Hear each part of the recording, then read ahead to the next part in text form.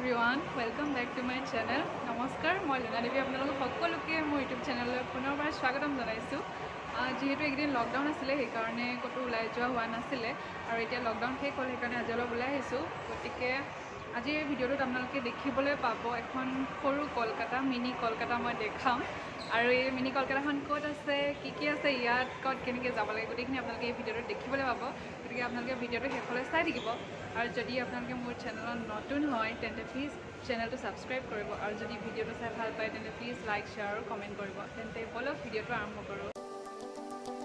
বৰ্তমান মই যিটো অঞ্চলত আছোঁ এয়া হৈছে বৰাক উপত্যকা আৰু ইয়াতে অসমৰ 3খন জিলা কাছাৰ, কৰিমগঞ্জ আৰু হাইলাকান্দি আছে। আৰু শিলচৰ চহৰখন হৈছে গুৱাহাটীৰ পৰা দক্ষিণ পূবত অৱস্থিত তথা কাছাৰ জিলাৰ হেডকোৱাৰ্টাৰ আৰু ইয়াৰে আন দুটা নাম হৈছে the city of love and the island of peace. আজি মই আপোনালোকৰ আগত মিনি কলকাতাৰ ৰূপে দেখুৱাবলৈ লোৱা ঠাইডোখৰেই হৈছে শিলচৰ। গতিকে চহৰখনৰ এটা থুলমূল পৰিৱেশ মই আপোনালোকৰ আগত দেখাবলৈ যত্ন কৰিম। এই মিনি কলকাতা তথা শিলচৰৰ বিষয়ে এইখিনিতে অলপ ক'বলৈ ওলাইছোঁ। যেতিয়া ব্ৰিটিছৰ শাসন চলি আছিলে সেই সময়ত তেওঁলোকে বৰাক নদীয়েদি অহা যোৱা কৰিছিল আৰু পানী জাহাজবোৰ আনি নদীৰ ঘাটত বান্ধি ৰাখিছিল আৰু সেই ঘাটটোৰ পাৰতে এখন বজাৰ গঢ়ি উঠিছিল আৰু লাহে লাহে সেই ঠাইডোখৰ ব্যৱসায় বাণিজ্য তথা অৰ্থনৈতিক ক্ষেত্ৰ হিচাপে গঢ়ি উঠিছিল আৰু সেই জাহাজবোৰ থোৱাৰ সুবিধা তথা অন্যান্য সুবিধাৰ বাবে তেওঁলোকে সেই ঘাটটো শিলেৰে গঢ়াই তুলিছিলে আৰু ইয়াৰে মানুহখিনি যিহেতু বেংগলী হয় সেয়েহে তেওঁলোকে সেই ঠাইডোখৰৰ নাম দিছিলে চিলচৰ, যাৰ অৰ্থ হৈছে শিলেৰে গঢ়ি উঠা নদীৰ পাৰ আৰু ইয়াৰ নাম হৈ পৰিল শিলচৰ।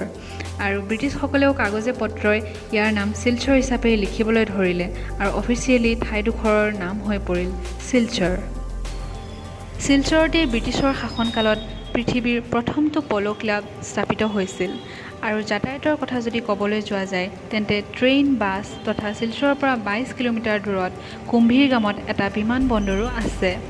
আৰু ভাষাৰ ক্ষেত্ৰত এই 3খন জিলাত যদিও বা অসমৰে হয় তথাপিও ইয়াৰ অফিচিয়েল লেংগুৱেজ হৈছে বেংগলী, যি স্বীকৃত হৈছিলে এসময়ত হোৱা ভাষা আন্দোলনৰ পৰা, যি আন্দোলনত কেইবাগৰাকীও ব্যক্তিয়ে শ্বহীদ হৈছিল। আৰু অন্যান্য ভাষাৰ ক্ষেত্ৰত চিলেটি হৈছে ইয়াৰ লোকেল লেংগুৱেজ, লগতে মেইটেই, বিষ্ণুপ্ৰিয়া, ডিমাচা আদি ভাষাও ইয়াতে ব্যৱহৃত হয়।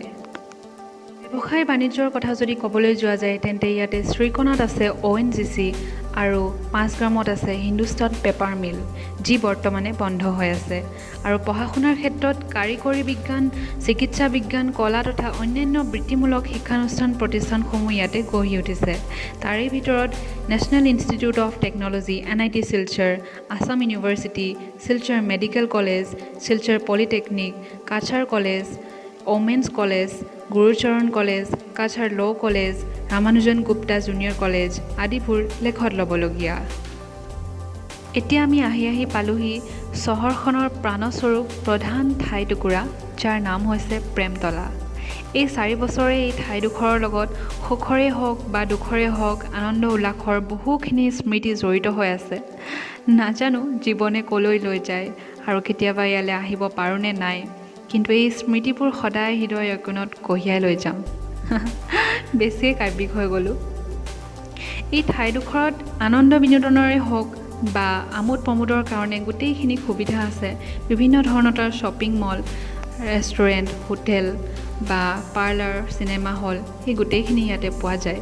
আৰু শিলচৰৰ যদি আটাইতকৈ ডাঙৰ মল বুলি কোৱা যায় তেন্তে গল্ডদিঘি মলকেই বুজোৱা যাব। তেন্তে বলক আমি এতিয়া যাওঁ গল্ডদিঘি মললৈ।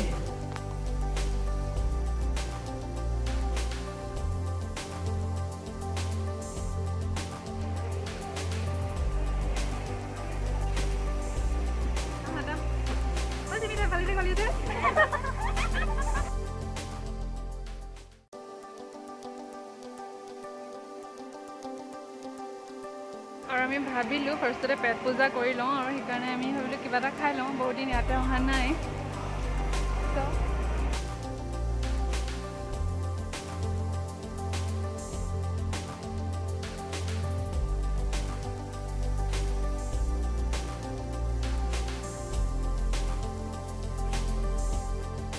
আৰু এতিয়া আমি আছোঁ গল্ডদিঘি মলৰ আটাইতকৈ ওপৰৰ ফ্ল'ৰত আৰু ইয়াতে আছে নাহাজ, বাবু মচাই, পাৰিজাতৰ দৰে ৰেষ্টুৰেণ্ট আৰু KFC, ডমিন'জ, পিজ্জা হাট, বাস্কিন ৰবিন্স আদি।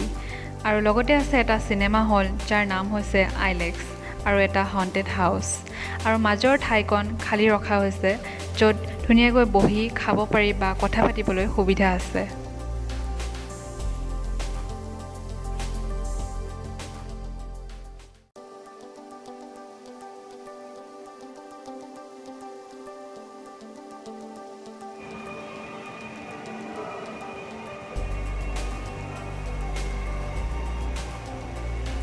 খাই বৈ ওলাই আহিলোঁ আৰু এতিয়া অলপ বজাৰ কৰিম, লগতে আপোনালোকক দেখাম আৰু ক'ত ক'ত যাওঁ।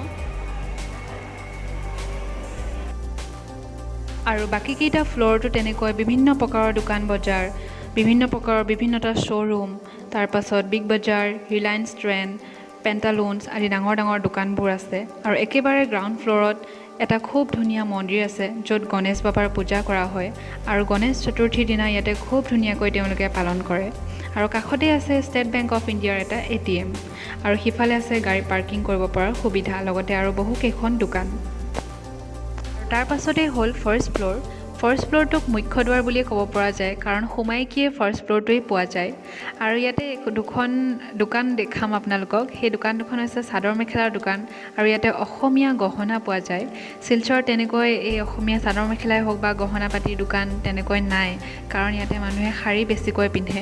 আৰু এই দোকান দুখন খুব ভাল জেগাত দিছে, আহিয়েকিয়ে চকুত পৰে। আৰু কাষতে আছে থেৰাপি ল'ব পৰা কেইখনমান দোকান আৰু এখন খুব ভাল আইচক্ৰীমৰ দোকান।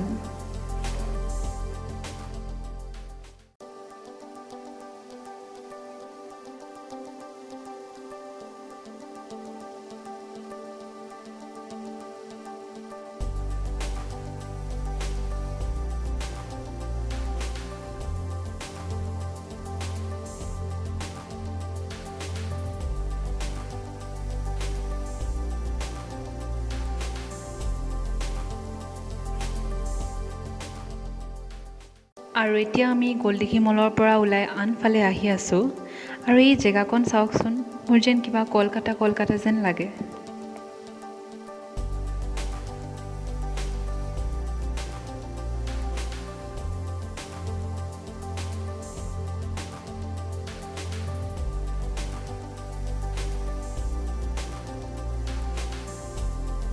আমি এতিয়া আহিছোঁ বিশাললৈ। বিশাললৈতো বেলেগ ৰাস্তা, মেইন ৰাস্তাটো বন্ধ কৰি দিছে ক'ভিডৰ কাৰণে।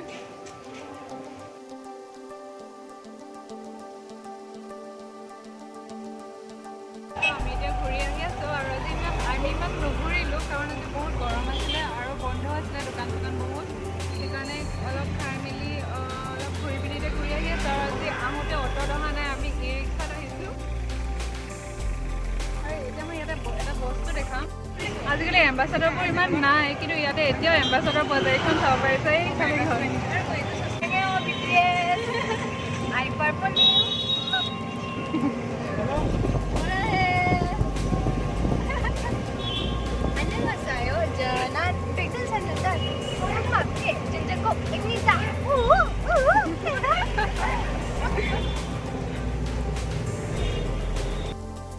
আৰু এতিয়া আমি উভতি গৈ আছোঁ হোষ্টেললৈ। আৰু আজিৰ ভ্লগটোত শিলচৰৰ কিছু অংশহে আপোনালোকৰ আগত দেখুৱাব পাৰিলোঁ। ইয়াৰে মানুহৰ জীৱনশৈলী, ঘৰ দুৱাৰ, ষ্ট্ৰাকচাৰ বা ৰাস্তা ঘাট, গলি, প্ৰত্যেকটো গলিৰে একোটা নিৰ্দিষ্ট নাম, ইয়াৰে খাদ্যবস্তু বা ইয়াৰ সংস্কৃতি আৰু যাতায়াতৰ মাধ্যম যেনেকৈ অ'টো, ইয়াৰ ভাষা যেনেকৈ বেংগলী, এই গোটেইখিনি যদি আমি সাঙুৰি চাওঁ তেন্তে কলকাতা চহৰখনৰ কিছু অংশ বা কিবা এটা ভাইবছ পোৱা যেন অনুভৱ হয়, যিটো মই নিজে অনুভৱ কৰোঁ। আৰু সেয়েহে আজি মিনি কলকাতাৰ ৰূপত শিলচৰৰ এটা সৰু অংশ আপোনালোকৰ আগত উপস্থাপন কৰিলোঁ। আৰু যদি আপোনালোকে মোৰ ভ্লগটো চাই ভাল পালে তেন্তে প্লিজ লাইক, শ্বেয়াৰ, কমেণ্ট কৰিব আৰু চেনেলটো ছাবস্ক্ৰাইব কৰি কাষতে থকা বেল আইকনটো প্ৰেছ কৰি দিব। আৰু যদি আপোনালোকে মোৰ কিবা ভুল দেখে তেন্তে প্লিজ কমেণ্ট কৰি জনাব। তেন্তে আজিৰ ভ্লগটো ইমানতে সামৰিছোঁ। ভিডিঅ'টো চোৱাৰ বাবে ধন্যবাদ।